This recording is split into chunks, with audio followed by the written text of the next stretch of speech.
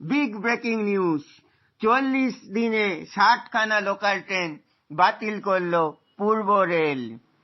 21শে December থেকে 1 ফেব্রুয়ারি পর্যন্ত হাওড়ার অদূরে নতুন বেনারস রোড ব্রিজের কাজের জন্য পাওয়ার ব্লক নেবে রেল কর্তৃপক্ষ। শুরুর দিন থেকে 22শে জানুয়ারি অবধি 60টি লোকাল ট্রেন বাতিল করা হয়েছে। 23 এবং 26শে জানুয়ারি সরকারি ছুটির দিন হওয়ায় বহু ট্রেন বাতিল থাকবে।